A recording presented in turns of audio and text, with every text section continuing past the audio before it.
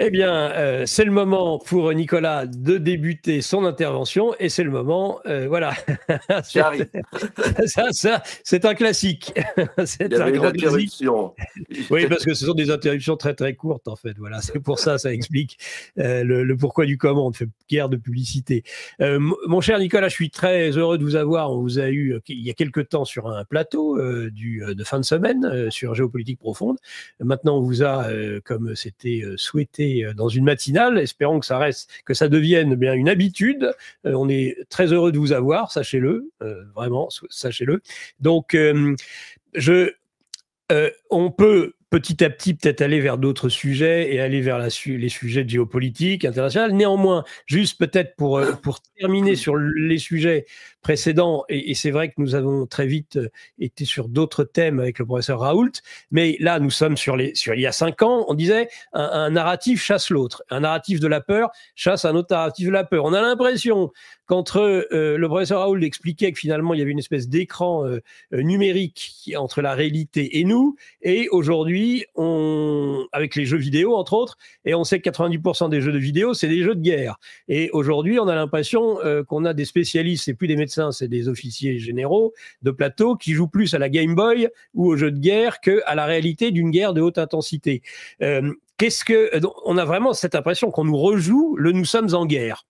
Mais il y a 5 ans et aujourd'hui, si vous aviez un parallèle à faire et peut-être une rétrospective puisque nous sommes sur ces anniversaires actuellement, hein, il y a Bah, 5 ans. écoutez, d'abord merci de votre invitation, mais c'est le même scénario qui se répète. Et on peut tomber une fois dans le piège, on n'a pas le droit de tomber deux fois dans le piège. Et si Normal. vous regardez le scénario, j'ai bien analysé comment il se décompose. D'abord, une déclaration choc mensongère du président de la République. C'est lui qui donne le là. Mais tellement mensongère qu'on en est stupéfait. C'était la déclaration, par exemple, souvenez-vous, du 12 juillet 2021, où il crée le pass sanitaire en expliquant qu'il faut tout le monde se vacciner pour protéger sa grand-mère, alors qu'il sait pertinemment, le professeur Delfrécy l'a avoué récemment, Emmanuel Macron sait pertinemment, puisque 3 mois avant, le professeur Delfrécy a averti Olivier Véran que le vaccin n'empêchait pas la transmission.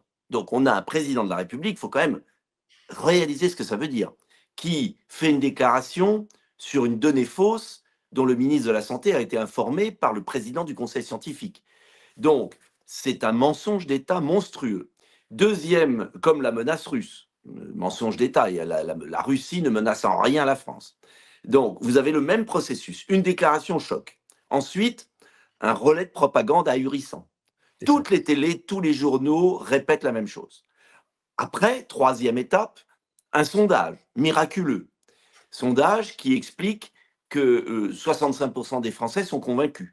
Et ce sondage vise tout simplement, par l'orientation de la question, à faire croire à une majorité de Français qui doutent qu'ils sont minoritaires, isolés et dingos.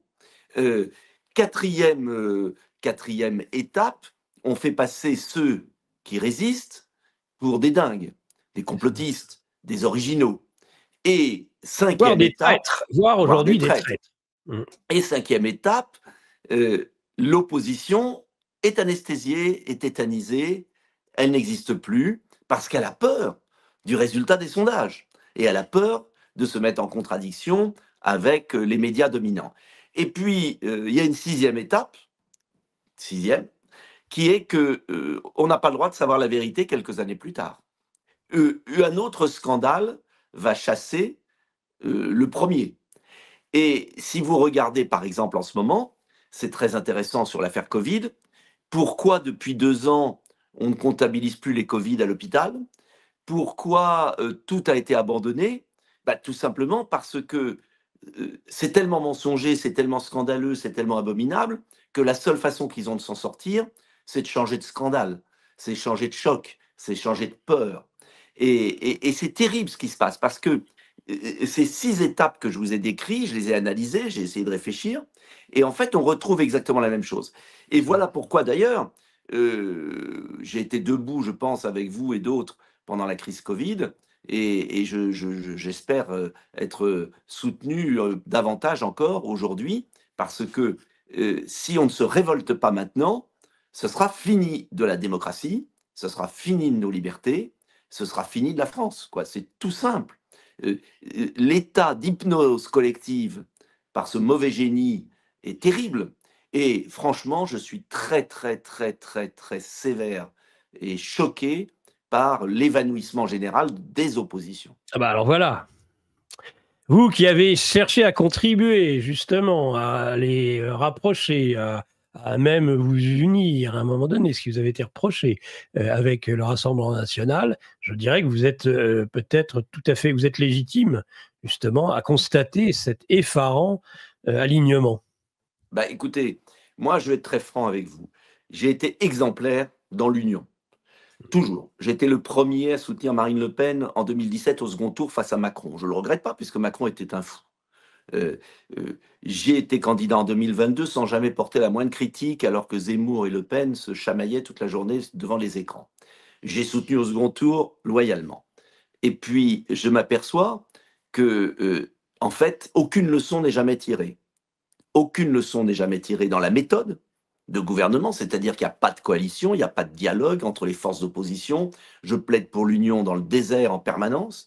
Et puis pire, le Rassemblement national s'aligne complètement sur le système, pensant, je pense, parce qu'ils sont sincères, pensant que comme ça, ils vont arriver au pouvoir. Bon, c'est leur choix. Je ne vais pas rentrer dans des polémiques, ça ne m'intéresse pas. En revanche, euh, qu'ils assument leur choix, très bien, mais moi, j'assume le mien, qui est de proposer justement une candidature aux Français en 2027 pour retrouver à la fois une opposition, une vraie opposition, mais surtout un vrai projet alternatif. Car l'enjeu, c'est pas de critiquer, l'enjeu, c'est de proposer un autre destin.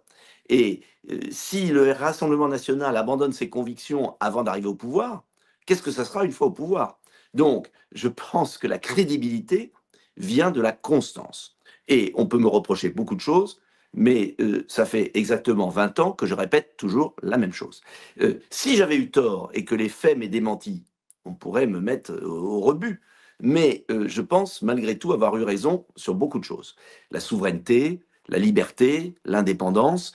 Et je crois vraiment que le moment est venu pour tous les patriotes, les souverainistes, les amoureux de la France, enfin tous ceux qui croient en la souveraineté, de se rassembler derrière ma candidature, parce que je crois sincèrement pouvoir vraiment, à cette élection présidentielle, bouleverser la donne, comme certains l'ont fait en Roumanie, comme d'autres l'ont fait dans d'autres pays, à la condition que les souverainistes ou les indépendantistes, parce que je préfère le mot indépendantiste, parce qu'on est vraiment dans la... On n'est plus indépendant, on est une colonie. Il faut se libérer. Eh bien, cette libération nationale, je voudrais la mener avec tous les biens, tous ceux qui veulent. Voilà. C'est urgent. Et je suis parti très tôt, enfin très tôt. Oui, j'ai accéléré davantage le calendrier parce que non seulement il y a l'évanouissement de l'opposition, mais il y a aussi l'accélération d'Emmanuel Macron qui se sert de cette crise inventée, de cette fausse crise, puisque la paix est en route, pour en fait faire un saut fédéral à la France et liquider la France. Liquider la France en tant que nation souveraine, ce qu'il en reste.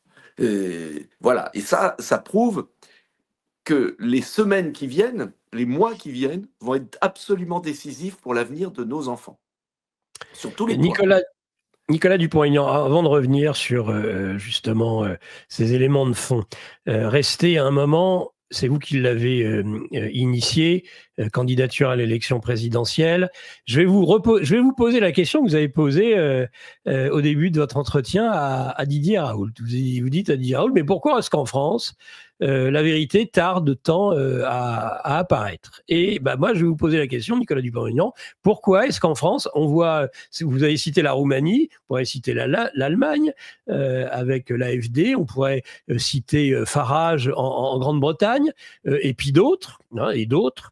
Pourquoi est-ce que ce qui semble s'initier depuis la victoire, et déjà c'était le cas avant de Trump aux États-Unis, pourquoi est-ce qu'en France, eh bien, comme pour la vérité qui n'émerge pas, ça ne semble pas. Alors, on vous souhaite évidemment le meilleur. C'est pas une question du tout de mépris de ma part, cette question. Et pourquoi, jusqu'à présent, ça ne marche pas en France? Et pourquoi ça évolue, cette alternative, même dans les autres pays européens? Parce que je pense qu'en France, le système médiatique est peut-être encore plus verrouillé, Mmh. parce que je pense qu'en France, le système politique est encore plus verrouillé et que la conjonction des deux fait que les forces, j'allais dire vraiment alternatives, n'arrivent pas à émerger. Je pense que c'est lié aussi peut-être à la concentration de tous les pouvoirs à Paris. Dans d'autres pays, les pouvoirs sont plus partagés. Il y a une oligarchie, une concentration qui fait que il est très difficile de faire émerger un pôle. Moi, j'ai tout essayé, hein. J'ai essayé à l'intérieur, j'ai fait preuve de bonne volonté avec les uns, les autres, j'ai tout fait. Maintenant, moi, j'en conclus que ça ne passera pas par les appareils, ça passera par la base. Voilà. Je ne perds plus mon temps dans des discussions d'appareils, Mmh. puisque les discussions d'appareils sont stériles. Chacun défend sa boutique. Donc maintenant, je pense qu'il faut dépasser les boutiques et que le principe même de l'élection présidentielle, c'est l'appel d'un homme à un peuple. Voilà. Donc moi, malgré, c'est vrai, vous l'avez raison, des moyens plus raisonnables ou plus modestes que les autres, je pense que le moment est venu de m'adresser directement aux Français, de leur dire, écoutez, je suis là, vous me connaissez, j'ai pas à prouver ce que je suis constant, je suis intègre, j'ai jamais changé, je vous propose un chemin, ce chemin, il passe par deux électrochocs majeurs, deux préalables, deux conditions. C'est un choc démocratique, c'est-à-dire rendre le pouvoir aux Français par le référendum, 5 référendums en 5 ans, et le RIC, référendum d'initiative citoyenne, pour débloquer la société française, pour, comme en Suisse, redonner le pouvoir aux Français, et puis un choc indépendantiste, comme je dis, c'est-à-dire en finir avec l'Union européenne, se libérer de l'Union européenne par quelques mesures clés qui permettront de rebattre les cartes complètement et pourquoi pas de faire exploser l'Union européenne, puisque c'est mon souhait, et de la remplacer par une structure très légère de coopération qui permette aux nations de coopérer tout en vivant libre. Voilà, ça c'est les deux préalables. Je ferai toute ma campagne dessus. Rendre le pouvoir au peuple, euh, rendre l'indépendance à la France, et à cette condition seulement, on pourra rétablir l'ordre, contrôler l'immigration, redonner du pouvoir d'achat, reformer nos services publics. Parce qu'en fait, tous les candidats vont nous dire qui sont les meilleurs pour établir l'ordre, qui sont les meilleurs pour l'immigration, qui sont les meilleurs pour le pouvoir d'achat. Et je vais vous dire très franchement, entre nous, si vous prenez de Le Pen à Retailleau, en passant par Zemmour et les autres, on a quasiment le même programme sur beaucoup de choses. Donc, il n'y a pas d'avantage comparatif de ma candidature. Aucun. En revanche, la différence majeure, c'est que je veux faire ces deux électrochocs et je les propose. Parce que s'il n'y a pas ces deux électrochocs, je prends un exemple, si un patriote arrive au pouvoir et se met dans les habits des présidents de la cinquième finissante, avec tous les pouvoirs, pas de référendum et gouverne pareil, on n'arrivera à rien. Si un nouveau président arrive et se couche devant l'Union européenne et l'OTAN, on n'arrivera à rien. Donc, moi, je veux dire aux Français, regardez mes deux différences. Voilà, je veux vous rendre le pouvoir, je veux rendre l'indépendance à la France. Ça, c'est la condition d'une action. Et à ceux qui disent oui, mais il est plus petit que les autres, oui, mais il n'a pas assez de voix, oui, mais il est bien, mais il fait que tant. Je leur dis, c'est un faux prétexte parce que plus nous serons des millions à défendre ça, plus on pèsera dans la vie politique. L'axe politique reviendra vers nous. Parce qu'en ce moment, il faut être clair, l'axe politique repart vers l'Union européenne, vers le centre, puisque le Rassemblement national abandonne jour après jour ses convictions. Donc, moi, je veux déjà qu'on soit des millions pour être les garants, les acteurs, et faire pression. Et puis, sait-on jamais, une fois qu'on aura franchi un premier stade, on peut gagner. Pourquoi on ne gagnerait pas quand on voit la Roumanie, quand on voit les autres? Pourquoi on ne Alors gagnerait pas? Pourquoi les alors justement, souverainistes, pourquoi les souverainistes, et je le dis à mes amis souverainistes, sont enfermés dans des querelles du sexe des anges et dans leur petite boutique parce qu'en fait, ils n'y croient plus. voyez? En fait, j'ai beaucoup réfléchi à ça et je me suis dit: «Si les souverainistes sont refermés chacun dans leur petit parti, c'est parce qu'au fond d'eux-mêmes, ils n'y croient pas» et moi, ce que je veux, c'est qu'on sorte de ces chapelles souverainistes. Quand le Rassemblement national, défendait la souveraineté, bah, c'est vrai que c'était difficile et il n'y avait pas de raison de lui être hostile et c'est pour ça qu'au second tour, j'ai appelé à voter pour lui, mais sans aucun état d'âme et je l'ai payé cher. Mais qu'importe.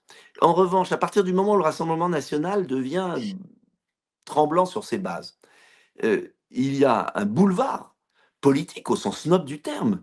Il y a un manque. Les Français, notamment les électeurs du Rassemblement national, attendent une personnalité qui ne fléchira pas. Et la victoire de Trump aux États-Unis, dont a honte Madame Le Pen, je ne sais pas pourquoi, la victoire de Trump aux Elle lui fait États-Unis, penser à son père, paraît-il. bon, la victoire de Trump aux États-Unis doit être au contraire une leçon. Pas, ça ne veut pas dire qu'on doit imiter Trump et s'y soumettre. Moi, je suis gaulliste, jamais je me soumettrai à aucun pays. Mais, en revanche, ça prouve quoi?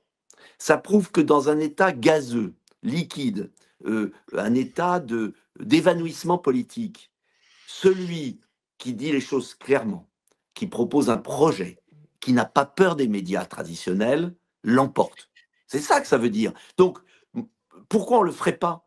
Est-ce que les Français ne sont pas assez adultes pour entendre un discours de vérité? Eh bien, moi, je veux tenir un discours de vérité sur la démocratie, sur la corruption, parce que je veux qu'on lutte contre la corruption dans notre pays, qui est énorme. Je veux qu'on rétablisse l'indépendance de la France. Et puis, sur le plan économique, parce que c'est ça la vraie menace aujourd'hui. La vraie menace, c'est pas la Russie. C'est notre situation financière qui est catastrophique. Bon, sur le plan économique, il faut falloir être raisonnable et prendre des mesures qui s'imposent rapidement. Et ça, là aussi, la classe politique nage en plein délire. Bon, donc, vous voyez, ce que je pense, c'est que il est temps que les souverainistes reprennent confiance en eux. C'est l'objet de ma candidature. S'unissent. J'attends rien des chefs de parti, mais que les électeurs poussent à l'unité. Et plus nous serons nombreux, plus il y aura des millions de Français qui me rejoignent, et bien plus on pourra défendre la France. Voilà, c'est simple. Pardon, monsieur, je suis confus, j'ai garé mon briquet. On a aussi tendance à jouer avec le feu. Google, qui est une création de la CIA. L'équipe de Géopolitique Profonde vous donne le meilleur de l'actualité brûlante. Mais en échange, on veut un geste de votre part. Merci de ce geste d'amour, on vous le rendra. Ravi.